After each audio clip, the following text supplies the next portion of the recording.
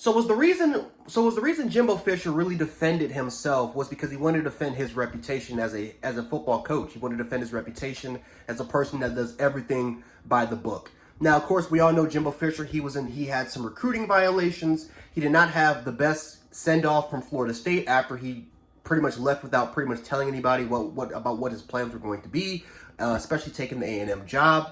Jimbo Fisher has not had the best history in the world, but to his eyes, he believes that he does everything well by the book, right? He's a traditional coach. He talked about Bobby Bowden, about how he did everything by the book. Listen, I'll say this. No coach in the history of college football is clean.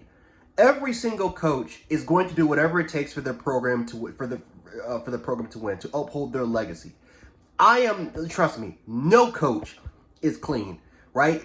Some coaches will break the rules. Some coaches they'll try to do their best to bend the rules. That's probably best case scenario for some of these coaches. They'll bend the rules.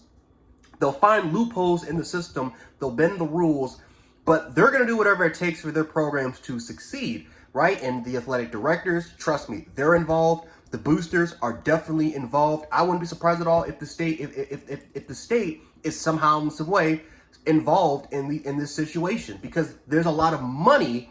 There's a lot of money when it comes to winning. There's a lot of TV contract deals, sponsorships, etc. when it comes to winning and having great athletes come to your program, right?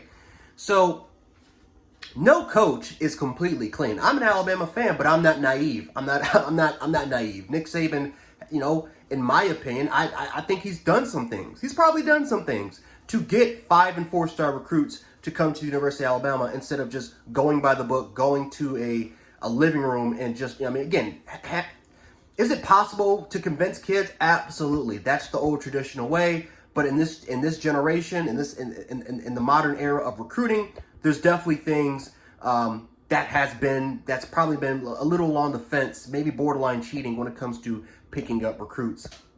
So Jimbo Fisher, right? The fact that he got upset because Nick Saban pretty much called him out for paying players, high school recruits, to come to Texas A&M University. Listen, this is what I will say. It's legal.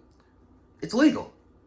If I'm Jimbo Fisher, there's no reason for me to get mad at all. Matter of fact, I'll take it as a compliment because this is a new way to get recruits. And I'm just taking advantage of the system. And honestly, that's what Nick Saban was talking about, is that, listen, this is the new age of college football. This is the new system.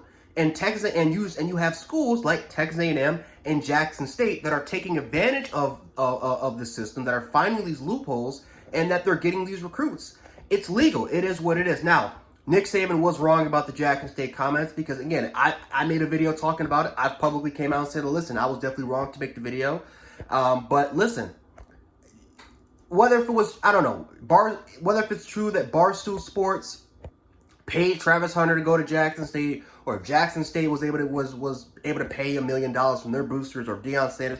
Listen, I don't know the entire situation, but I am on the side that, Jackson State, again, I know people that have gone to Jackson State.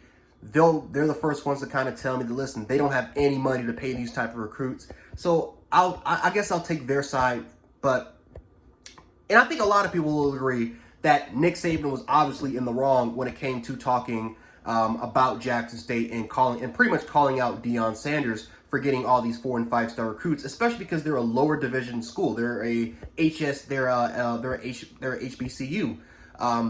And they got like 4 or 5 guys that were either former 4-star recruits or 3-star players, best case scenario. So Jackson State, it's going to take them a while for them to actually build up. And that's it. And that's saying if Deion Sanders will even stay at Jackson State, because what if he gets offered coaching opportunities, right? But Deion Sanders has publicly came out and he said, listen, if I get offered a higher job, there's definitely a chance where I might take that job. So if he gets offered a higher Division I job, let's say in like an LSU, an Ole Miss, maybe a Georgia Tech, or some of these higher Division I programs, I wouldn't be surprised at all if Deion Sanders takes that opportunity to try to get himself up to potentially become a professional head football coach.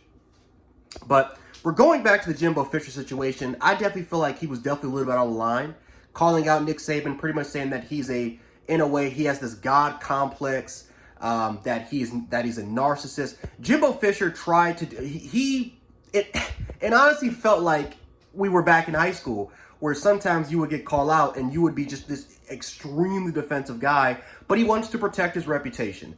In my opinion, though, even if Jimbo Fisher would have came out and said, yes, I paid players millions of dollars for this year, NIL was legal, I think Jimbo Fisher in a way I think he would be protecting his reputation if he would come on and say that. I think him coming out and just being that defensive, it has fans questioning, you're being this defensive where you had no reason to be this defensive. You saw what Deion Sanders was. I mean, he was pretty much calm, cool, and collective with his response. And it's a big reason why no one's going to come out and say that Deion Sanders was on the wrong side of things. But Jimbo Fisher, obviously him and Nick Saban, they've had tensions ever since the LSU job. Again, Jimbo Fisher has pretty much publicly came out and said that, listen, Nick Saban has had some involvements, which I'm not gonna talk about, but let's just say he's done some things that, coaches that the NCAA would not be proud of.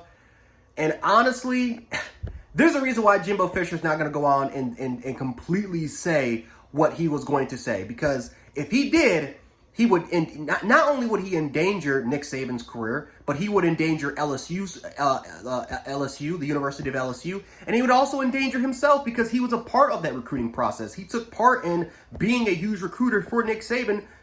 If Nick Saban was cheating, Fisher was a part of it and never reported it to the NCAA. Why? Because he had to protect his reputation.